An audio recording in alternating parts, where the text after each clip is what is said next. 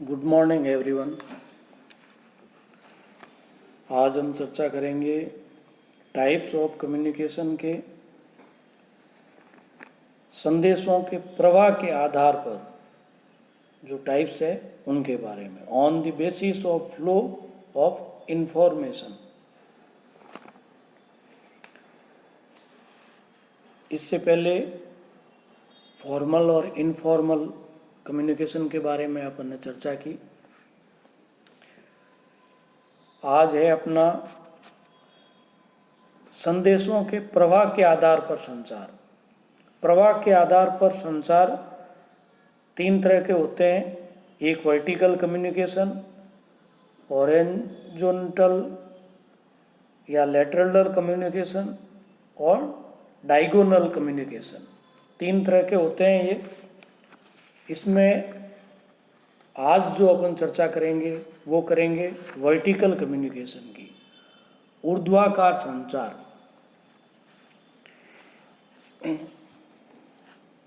व्यवसाय के अंतर्गत ये संचार प्रणाली अति महत्वपूर्ण है, क्योंकि प्रबंधक वर्ग समय समय पर दिशा निर्देश जारी करते हैं जिनका कर्मचारियों द्वारा पालन किया जाता है, तथा कर्मचारी वर्ग भी प्रबंधकों तक अपनी समस्याओं को पहुंचाने के लिए संचार प्रणाली को अपनाते हैं।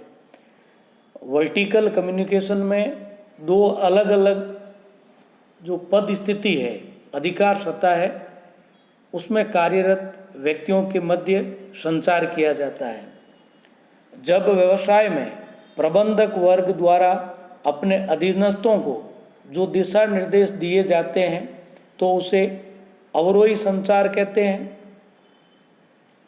तथा जब अधीनस्थों द्वारा शिकायतें एवं सुझाव प्रबंधकों तक पहुंचाए जाते हैं तो इस प्रकार के संचार को आरोही यानी अपवर्ड, डाउनवर्ड और अपवर्ड कम्युनिकेशन कहते हैं। इसमें आप देख रहे हैं ये है वर्टिकल में डाउनवर्ड और अपवर्ड। आरोही संचार, इसको अधोगामी संचार भी कहते हैं, और आरोही संचार अपवर्ड कम्युनिकेशन, उसको ऊर्ध्वागामी संचार भी कहते हैं। जब संदेशों, सब पहले इसमें से ये अवरोही संचार है, तो अवरोही संचार में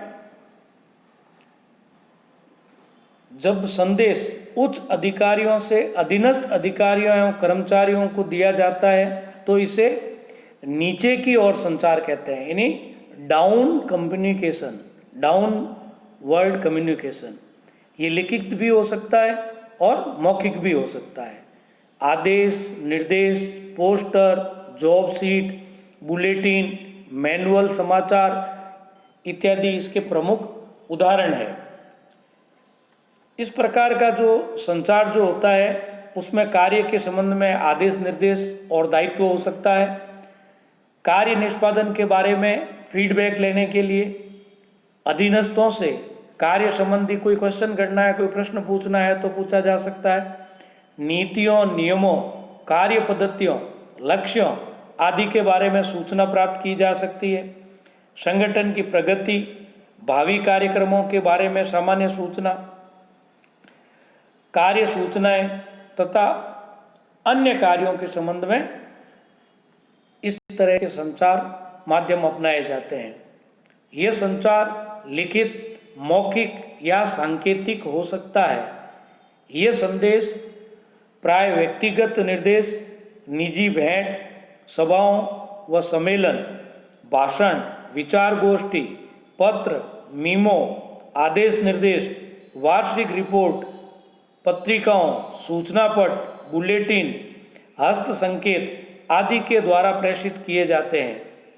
इस संचार को अधीनस्थों द्वारा विशेष महत्व दिया जाता है क्योंकि ये कार्य निष्पादन से संबंधित होता है। इस संचार को प्रभावी बनाने के लिए प्रबंधकों को योजना बनाने, अधीनस्थों का विश्वास जीतने, तथ्यों की जानकारी करने, तथा सकारात्मक अभिवृद्धि निर्मित करने का ध्यान दिया जाता है।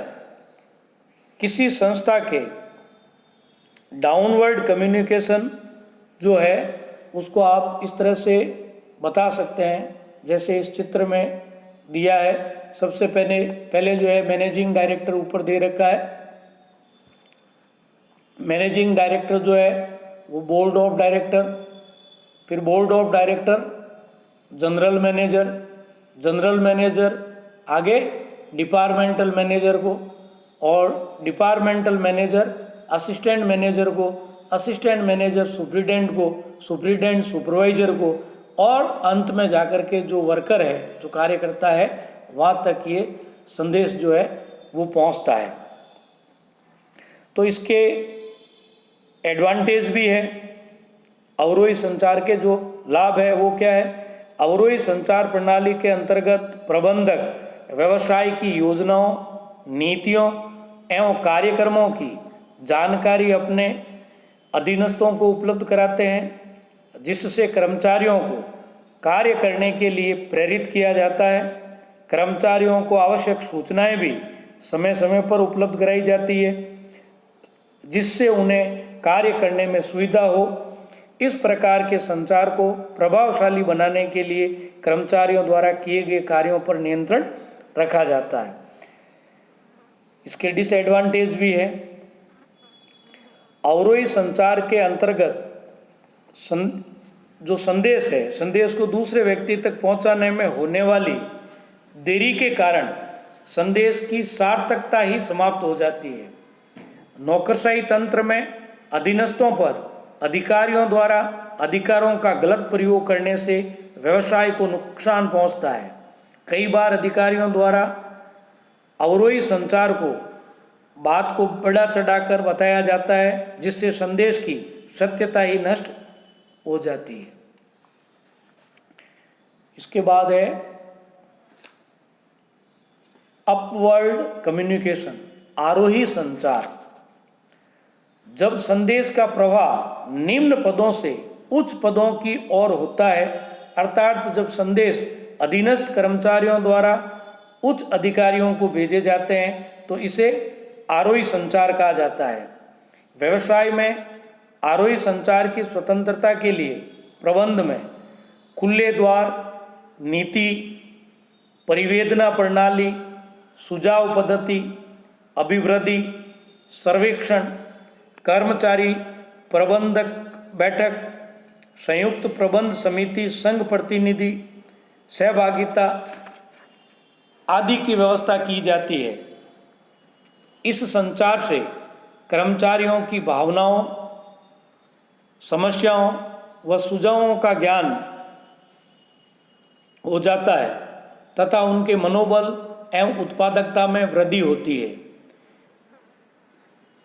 इसमें जो दिए जाने वाले संदेश है वो ये हो सकते हैं, जैसे कर्मचारियों के कार्य प्रतिवेदन, कर्मचारियों की व्यक्तिगत समस्याएं, अधीनस्थों की प्रतिक्रियाएं, संशय, प्रश्न आदि, कार्य संबंधी कठिनाइयाँ, शिकायतें, कार्यों व नीतियों की आलोचनाएं व सुझाव, अधीनस्थों की कार्य समस्याएं, कर्मचारियों के विचार, मत व सुझाव। इसके साथ ही भावनाएं, अभिवृत्तियां, सहायता हेतु निवेदन इत्यादि इसमें हो सकते हैं। तो जो अपवर्ड कम्युनिकेशन है, इसके कुछ एडवांटेज भी है। वो एडवांटेज कौन कौन से हैं? जैसे आरोही संचार प्रक्रिया के अंतर्गत अधीनस्थ अपनी समस्याओं को प्रबंधक वर्ग तक पहुंचाते हैं, जिससे प्रबंधक वर्ग को कर्मचारियों की विभिन्न समस्याओं एवं उन समस्याओं को हल करने के लिए विभिन्न सुझाव दिए जाते हैं, जिससे प्रबंधक वर्ग अपनी योजनाओं को लागू करते समय इन सुझावों को ध्यान में रखते हैं। इस प्रकार की संचार प्रणाली व्यवसाय में नए नए विचारों या सुझावों को प्रोत्साहित करती है, जिससे व्यवसाय में सर्वोत्तम सुझाव को लागू किया जा सकता है। अपवर्ड कम्युनिकेशन प्रणाली में दूसरे व्यक्तियों की प्रतिक्रिया का भी पता चल जाता है, जिससे कम्युनिकेशन को और अधिक प्रभावशाली बनाने में सहायता मिलती है तथा नए नए योजनाओं को लागू करने में आसानी होती है। इस संचार प्रणाली में अति महत्वपूर्ण बात यह है कि इससे व्यवसाय के अंतर्गत अधीनस्थों तथा प्रबंधकों के मध्य परस्पर सहयोग की भावना उत्पन्न होती है। सहयोग की भावना उत्पन्न होने पर ये वर्ग नियोजित लक्ष्यों को प्राप्त करने के लिए अधिक प्रयासरत होते हैं। अपवर्ड कम्युनिकेशन के कुछ डिसएडवांटेज भी हैं। वो कौन से हैं? जैसे आरोही संचार प्रणाली में संचार प्रक्रिया अति कठिन है, क्योंकि यह प्रक्रिया लंबी होती है। इस प्रकार की संचार प्रणाली में अधिकारीगण व्यवसाय के अंतर्गत अपनी स्थिति के बारे में चिंतित होते हैं, अतः अधिकारीगण केवल अधीनस्थों की समस्याओं को ही प्रबंधकों तक पहुंचाते हैं। यदि कर्मचारी वर्ग अपनी समस्याओं को किसी अन्य माध्यम से प्रबंधकों तक पहुंचाने का प्रयत्न करते हैं तो अधिकारी इन कर्मचारियों से असंतुष्ट हो जाते हैं।